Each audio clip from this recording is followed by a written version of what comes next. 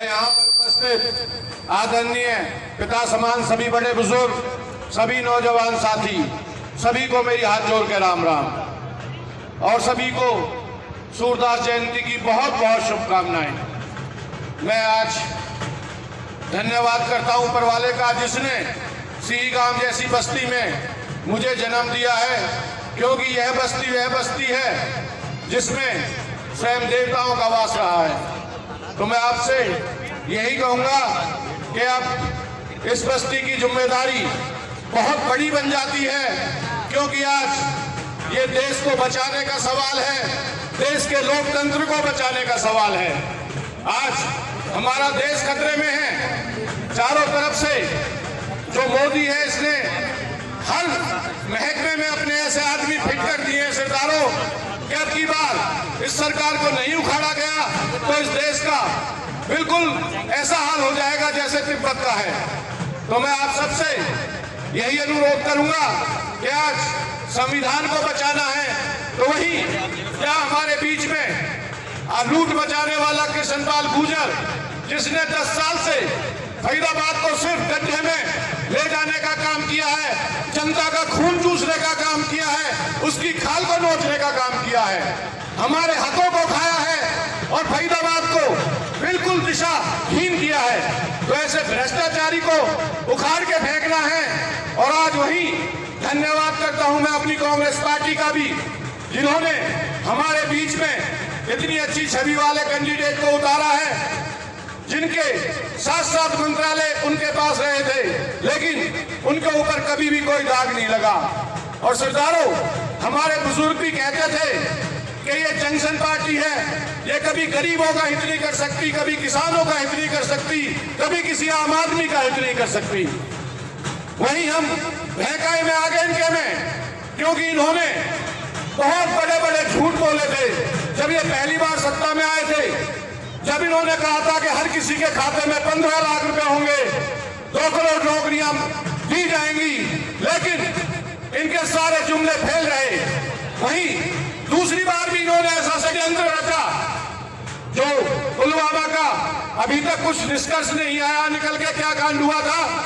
वहीं इन्होंने जो सर्जिकल स्ट्राइक भी की थी, दिखावा किया था, वो भी सरदारों सब नकली था।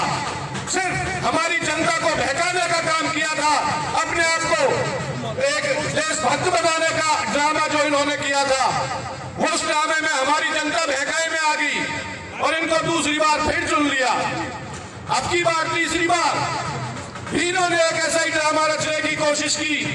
राम मंदिर का जो उनका ये ड्रामा जो फेल हुआ है, क्योंकि राम मंदिर का इन्होंने वोटों की राजनीति के तहत पहले ही अधूरे मंदिर का उद्घाटन करवा दिया। कहते हैं अधूरे मंदिर का कभी भी उद्घाटन नहीं होता।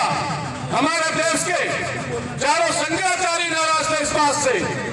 कोई भी हमारे देश का शंकराचार्य वहां नहीं पहुंचा जो आस्था के प्रतीक था। हमारे धर्म के साथ खिलवाड़ किया, कई तालियां बजवा दी, कई थालियां बजवा दी, विकास का कोई काम नहीं किया। लेकिन आज हमारा देश, हमारे देश के नौजवान, हमारे देश की जनता जान चुकी है कि आज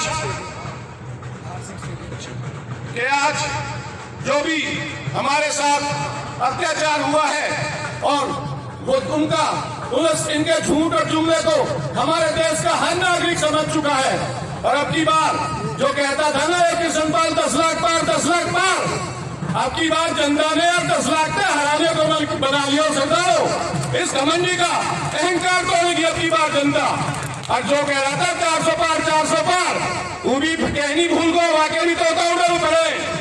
कभी मंगलसूत्र की बात करे, कभी हिंदू मुसलमानों की बात करे, उसने सिर्फ झूठ और ड्रामे हमारे बीच में किए हैं। तो मैं आप सबसे यही कहूंगा कि ऐसे भ्रष्टाचारियों को उखाड़ के फेंके और देश को बचाए, क्योंकि आज देश को जरूरत है देशभक्तों की। देशभक्त बने और देश के हित में कार्य करें। इन्होंने हमारी कांग्रेस के टाइम में नारा होता था जय जवानों जय किसान। इन्होंने आज जो जवानों के साथ किया, जो किसानों के साथ किया है, वो आप सभी को पता है। किसानों पे लाठियां चली है, गोलियां बजी हैं और मोहना में अब भी कई महीनों से हमारे किसान बैठे हैं।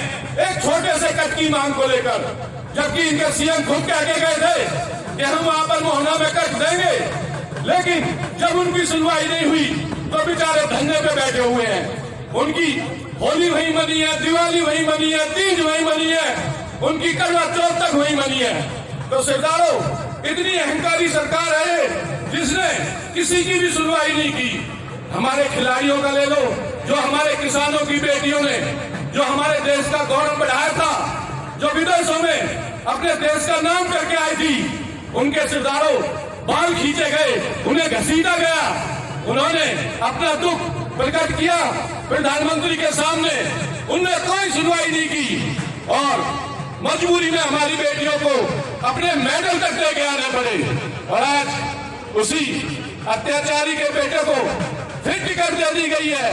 तो मैं यही कहूंगा कि इस सरकार ने न जवान की सुनी, न किसान की सुनी, न किसी खिलाड़ी की सुनी, न दुकानदार की सुनी, न कोई किसी भी प्रकार का कार्य इसने नहीं किया। तो ऐसी सरकार को, ऐसी भ्रष्टाचारी सरकार को आज जान तो लगभग सभी चुके हैं, पर ऐसा मन बनाए कि एक एक आदमी इस जुनून के साथ लड़े, इस तरह इन्हें हराए ताकि दोबारा राजनीति में आने की कोशिश भी ना करें। इन्हें भारत देश से बाहर निकालने का रास्ता दिखाया जाएगा। और जब हमारी कांग्रेस की सरकार आएगी तो आधे से तो भाग जाएंगे, क्योंकि मोदी ने सिर्फ चंद लोगों को आगे करके देश को लूटने का काम किया है, देश को बर्बाद करने का काम किया है। वैसे भ्रष्टाचारियों को उखाड़ के फेंकना है और